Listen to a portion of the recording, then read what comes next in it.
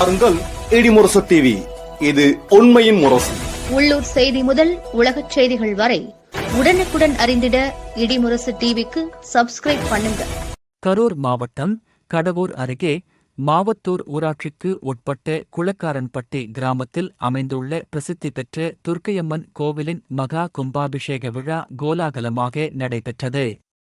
இதில் ஆயிரக்கணக்கான பக்தர்கள் கலந்து கொண்டு அம்மனை தரிசனம் செய்தனர். கிராமத்தில் உள்ள விநாயகர், கன்னிமார், காலபைரவர், முனியப்ப சுவாமி மற்றும் நவகிரகங்களுக்கு தனித்தனியாக அமைக்கப்பட்ட கோவில்களுக்கு திருப்பணிகள் செய்யப்பட்டதைத் தொடர்ந்து கும்பாபிஷேகம் நடத்த கிராம மக்கள் முடிவு செய்தனர். இதையடுத்து முகூர்த்தக்கால் ஊன்றப்பட்டு காப்பு கட்டும் நிகழ்ச்சிகள் நடைபெற்றன.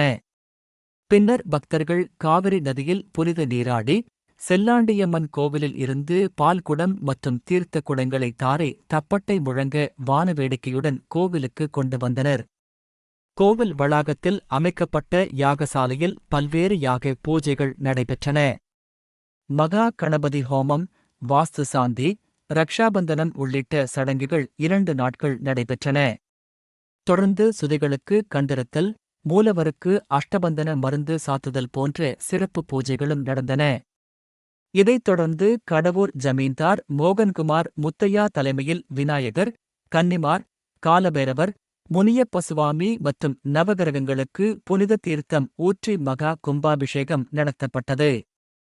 பின்னர் சுவாமிகளுக்கு சிறப்பு அலங்காரம் செய்து தீபாராதனை காண்பிக்கப்பட்டது. விழாவில் கரூர் நாடாளுமன்ற உறுப்பினர் ஜோதிமணி, கிருஷ்ணராயபுரம் சட்டமன்ற உறுப்பினர் சிவகாமசுந்தரி உள்ளிட்ட பல்வேறு அரசியல் மற்றும் சமூக அமைப்பினர்கள் கலந்து கொண்டனர். விழா நிறைவாக பக்தர்களுக்கு அன்னதானம் மற்றும் பிரசாதம் வழங்கப்பட்டது.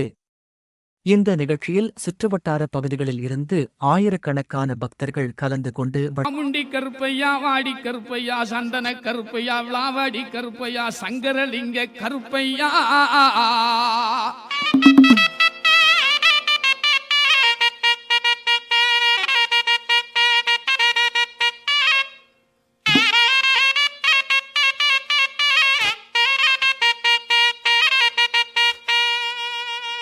இவைக்கு கால்களுக்கு சாமி